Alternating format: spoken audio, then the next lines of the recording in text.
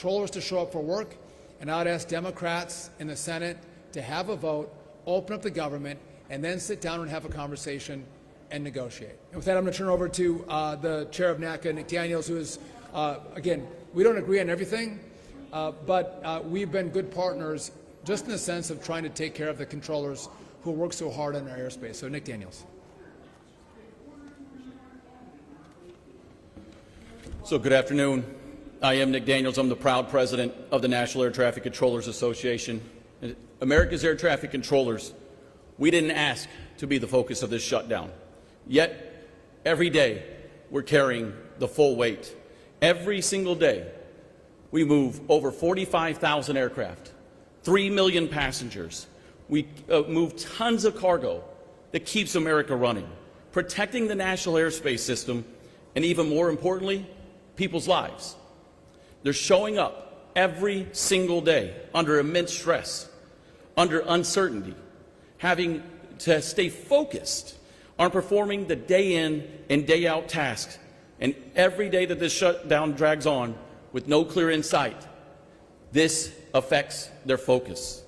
And our job as air traffic controllers is to mitigate risk, and it's also to call it out.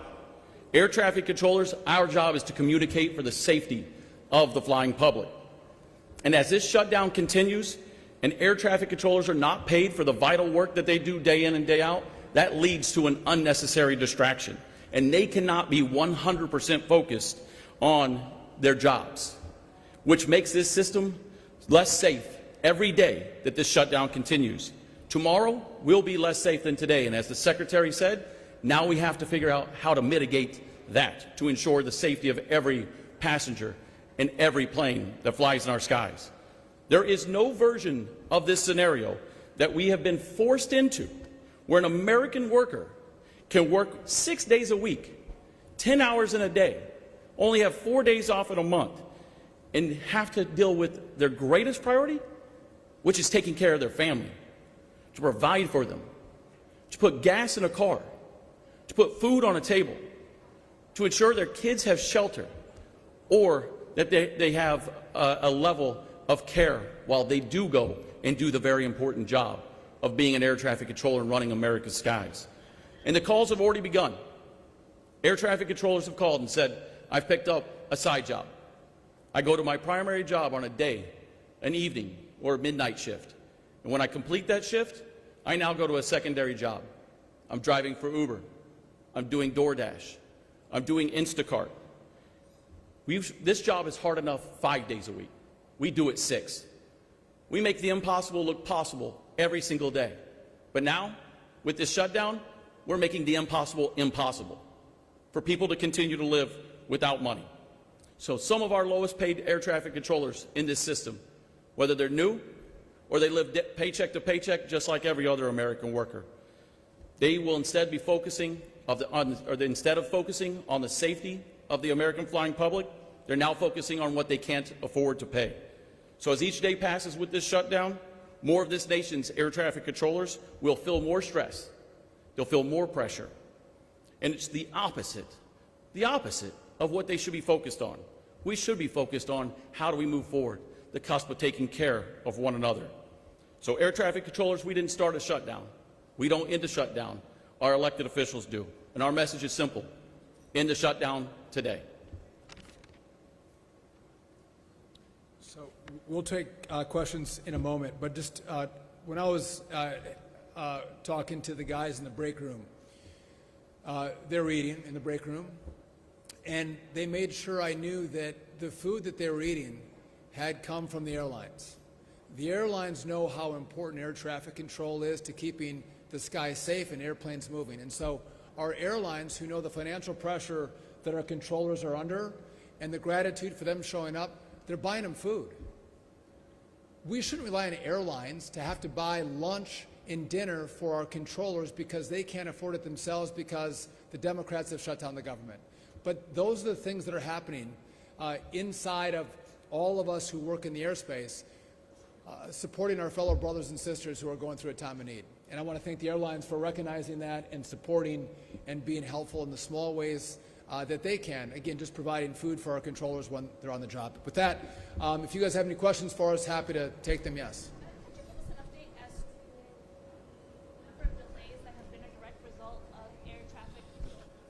So the question is, how many delays have been in relationship to air traffic controller shortages? And so it's different every day. So the average on a day is about 5% of our delays would come from staffing shortages with air traffic controllers. We've gone up as high as 53% of the delays have been because of staffing shortages. And that number moves every single day. Because as I mentioned before, we don't have one facility that's a problem every single day. It might be short one day, but then, it might be Chicago one day, it might be Atlanta another, it might be Newark a different day. And so it changes day by day. And so it's anywhere between that 5%, we're always been above the 5% in the shutdown, but as high as 53% of delays are from the staffing shortages. Yes? Do you have a sense, Secretary, of how many of these traffic controllers are calling out because of protests or because they have to do things like drive DoorDash or do other things to supplement their income? I don't have insight into the hearts and minds of the controllers who are calling out sick, but if I listen to the controllers who talk to me, they'll tell me about their own stresses, financial, and how they have to take a second job, how they're frustrated that they're not going to get paid, and some of them might be sick. But I'm working close with Nick. We're driving a message. I want you to show up. I don't want to see Democrat shutdowns drive pain to the American people. I've asked them, please come to work, and I'm grateful for you to come to work.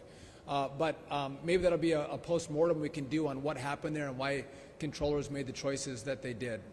Mr. Secretary, let me ask you a question about your engagement with Pennsylvania with SEPTA. You illustrated concern in a letter yesterday by your agency. Tell us the concern you about not only the management of the operations of the system, but the finances that you bring as well. Yeah, so this is a Philly issue. I am concerned about SEPTA. When you have a system that's $200 million in the hole, we see delays, but do we see fires? That's a huge problem, right? On trains and on buses.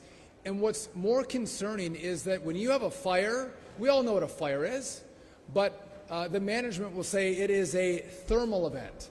What the hell is a thermal event? It's called a fire. So let's not try to massage what's happening.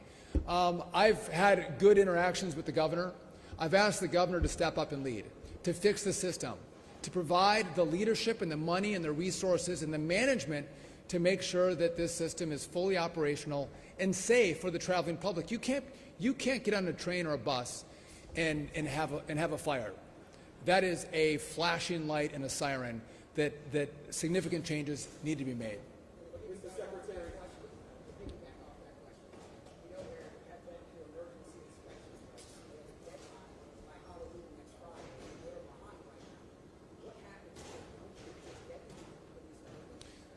So I'm not going to front run what happens next, but again, I don't want to talk about consequences. I want to talk about action.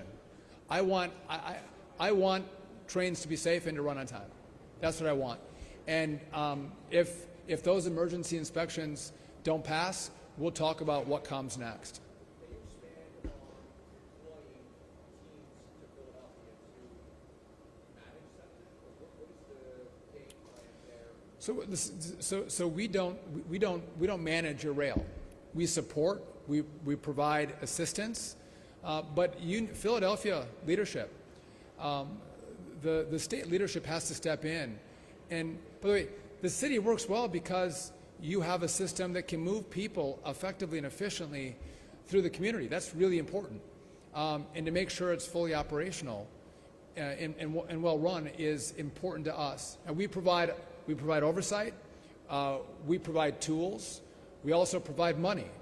And so again, what I want to see is the state and the city work together with us to have a plan to fix this system, and that takes engagement, that takes leadership. And so I hope to see that from the city and the governor. And if they're willing to do that, we're going to work with them. Because what I want is, I want a great system for Philadelphia. That's what I want. And if I can be helpful, I will. if I get resistance, we can be great friends or we can be really bad enemies. I think we should be in the friend business and serve in this community. Mr. Secretary, Justin Ngo from KYW News Radio. You spoke very eloquently earlier about members of Congress and the Senate still getting their paychecks during this time. Are you still getting yours during this time? And if so, do you plan on stopping to stand in solidarity with workers like the workers that aren't being paid now?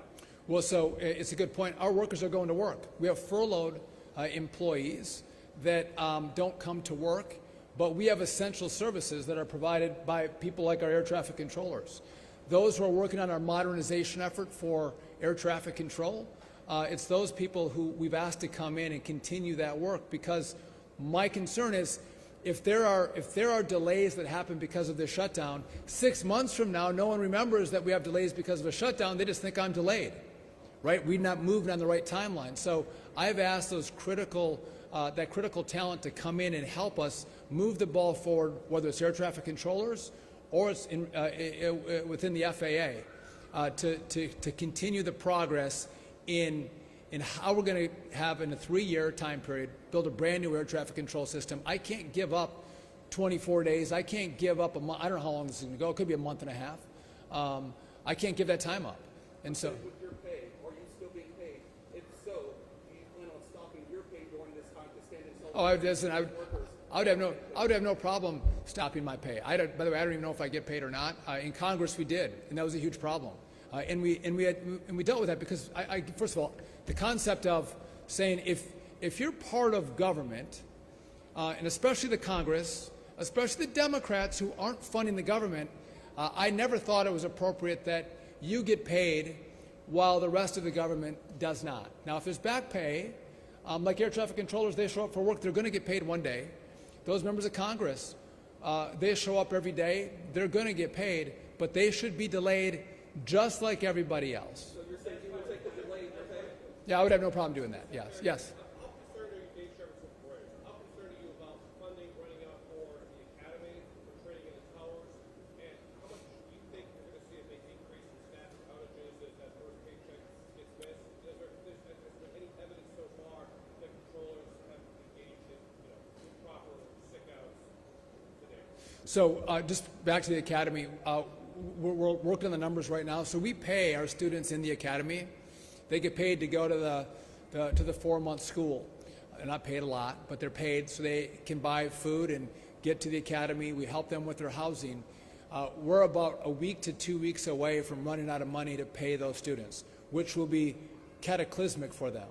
Our instructors already are not paid and they're still showing up to teach. But again, the disruption that this causes, I've already seen young people drop out of the academy because they're concerned about going into a business where they may not get their funding. And so it's my job to let everyone know these are the consequences of the shutdown.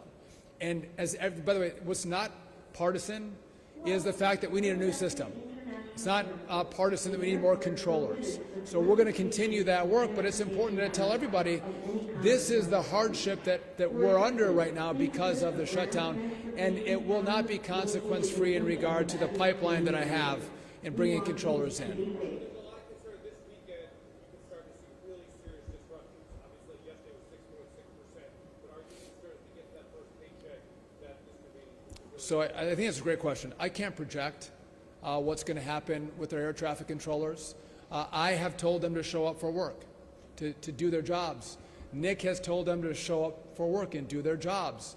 But I've also heard about the hardship on finding a second job when they already work, many of them 6 days a week as air traffic controllers. I've heard about gas, I've heard about childcare, I've heard about mortgages. I mean, we all look at each other and say, who can go without pay? How does that happen and work for them? And no doubt that puts pressure on their lives, their families, and so I hope that's not the case. I don't want to see any pressure applied to this shutdown because of air traffic controllers. But I can't predict the future. I know they're frustrated, I know they're angry, and I know they want their Congress to think about them and not illegals. I can take one more question. Did anyone else know? You can go again.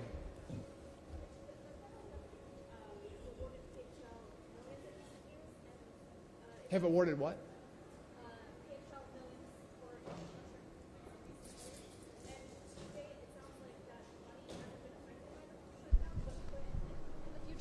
So just looking at kind of how the DOT functions, a lot of the money for the projects that we fund, that money is pre-funded. So when you have a shutdown, I already have the money in the door that's allowing me to continue with projects. Now, one of the issues is if I have staffing problems, that can impact my ability to get money out the door. And so it's not that the money's not there, it's that I don't have the staff in place because they've been furloughed to actually execute the agreements or do the oversight that's necessary by federal law for these projects. And so that can be an issue, but much of this has been pre-funded. Just on our air traffic control modernization, we got $12.5 billion in the big beautiful bill. I need 31.5 in total, but we got a lot of that money up front, which is why we're able to continue to push forward in the modernization effort to make sure we have a brand new air traffic control system in this country. With that, everyone, I want to thank you for coming out. I appreciate you covering the great men and women who keep your skies safe. They keep your planes on time. They do yeoman's work, and so thank you for covering them. And I want to thank also our controllers one last time for their great work. We're grateful for that at DOT, at FAA, and I know America is as well. Thank you.